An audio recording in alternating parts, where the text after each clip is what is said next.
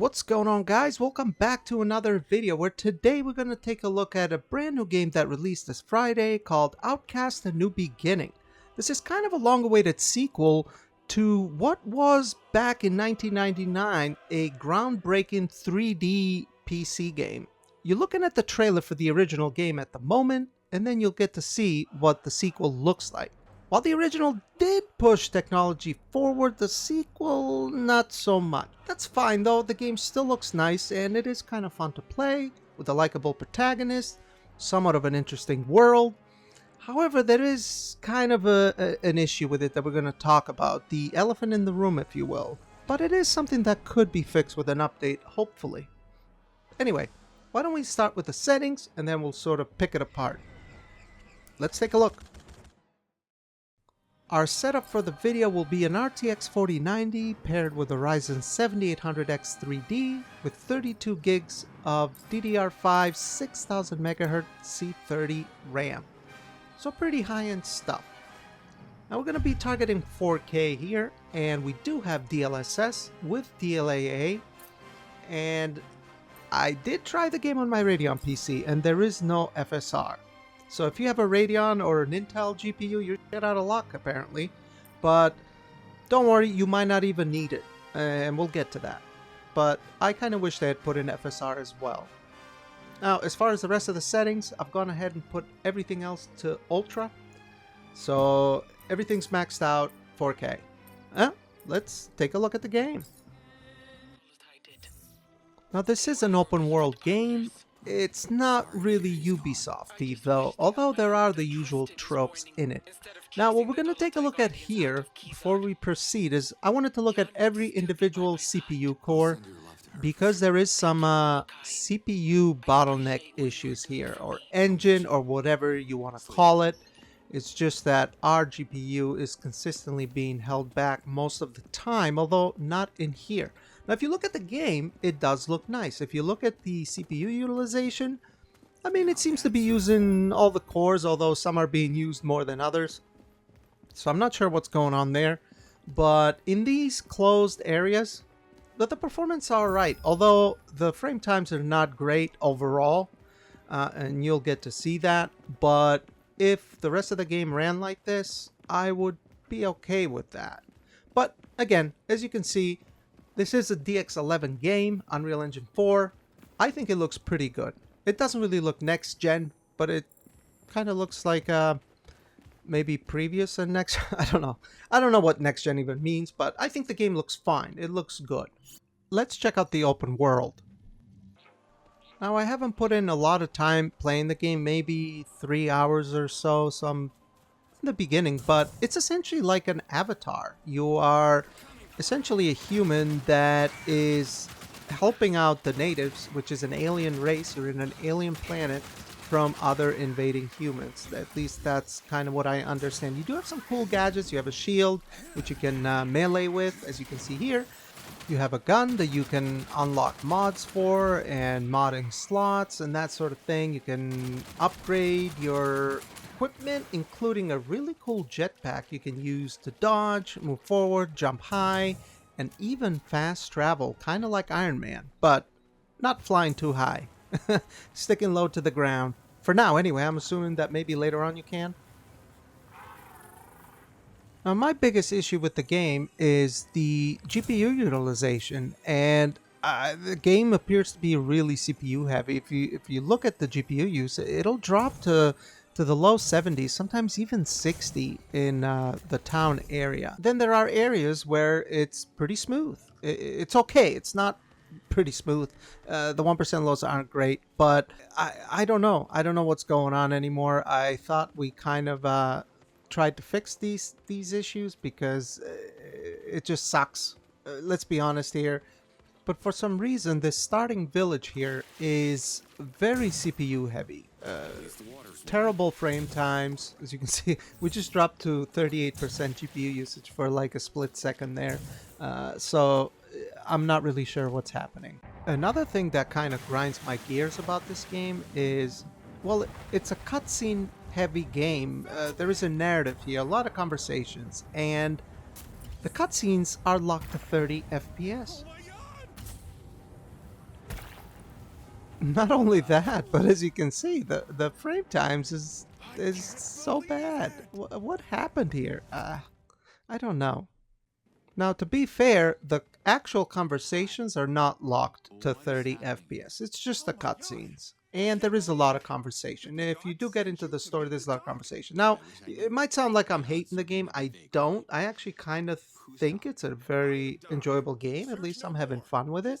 Like I said, the protagonist is a likable protagonist, and it sort of doesn't take itself too seriously. It's fun. The exploration is kind of fun.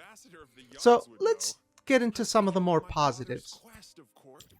Like I said, the character development is pretty cool. Like straight from the get-go, you're able to immediately upgrade your jetpack and get gun mods, and I mean the game throws you right into the action. You don't have to just run around aimlessly and do a bunch of boring things. You do jump into the action.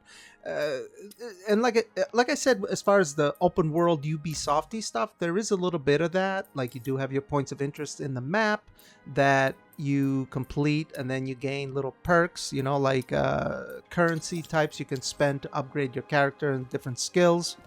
The way the quests work is kind of unique. Like you'll click on your starting village like I am here, and then it'll sort of lead you to the next quest, and it'll tell you to talk to certain people, and then it'll reveal the location on the map, and then you have to sort of talk and gain more information, then it'll unlock the next step. So that is kind of unique. You know, it sort of pushes you to talk and kind of get into the story. And if you don't want to get into the story, you can skip it. I kind of did to take a look at this game.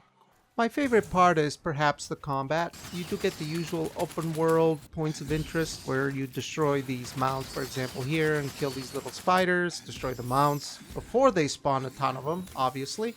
And then once you clear them all, you interact with the center glowy thing, and that gives you some sort of a currency for an upgrade.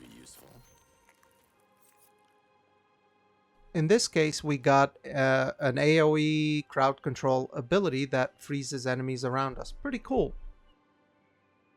Another one I found kind of fun was these shrines that you have to unlock essentially by following this glowy bulb. And it's a lot of platforming essentially with a mouse and keyboard. It's actually kind of fun. I do like it.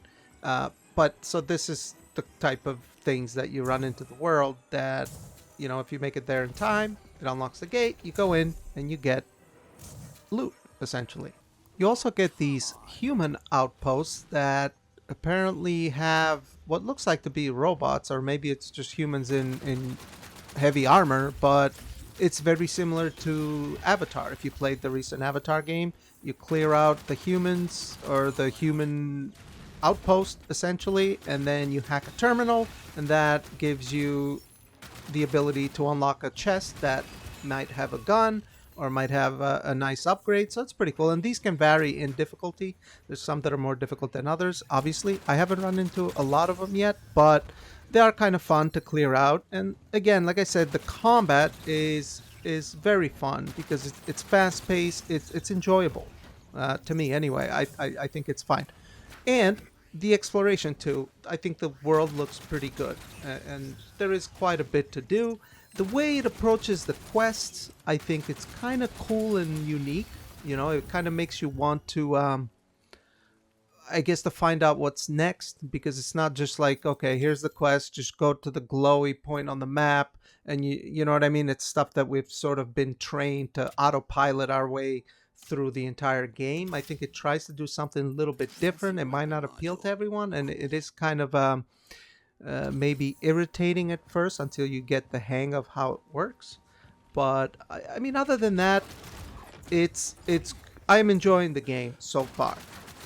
My biggest issue is the performance. I think the frame times at 1% lows are not great in this game. The CPU utilization in some of the main villages, for some reason, it's pretty bad. Like here, fighting, it's not so bad. It's okay. It feels okay. Another thing is this is a full price game. It's $60. I think that's a little too high. The game feels more like a AA product, and there's nothing wrong with AA products. I mean, Helldivers 2 is AA, right? It's an amazing game. but it's also priced as a AA product. So I think 60 bucks is a little high and steep for this game. But at the same time, I realized that it is a sequel to a game that was very popular and beloved. I never really played it. I've heard of it. I never played it, so I don't really have nostalgia for it. I'm assuming a lot of people are enjoying this game a lot more than me, which I guess makes sense. But that is that. I just wanted to take a look at this for you guys and just show it to you guys in case you're interested and wanted to know how it runs.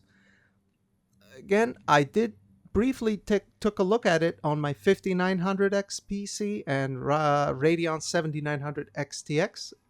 The beginning part wasn't very good. I mean, I was dropping into the 50s. For some reason, that starting area is very, very CPU heavy. It appears to be anyway. But that'll be it for this video, guys. I hope you did like it. And if you did like it, give it a like. Let me know what you think. If you have any suggestions or requests, I will be taking a look at Horizon Forbidden West and Dragon's Dogma 2. I can't wait for those games. I'll be doing quite a few videos on those. I'll test all my hardware for you guys. And yeah, thanks for watching. I'll see you in the next one. Bye-bye.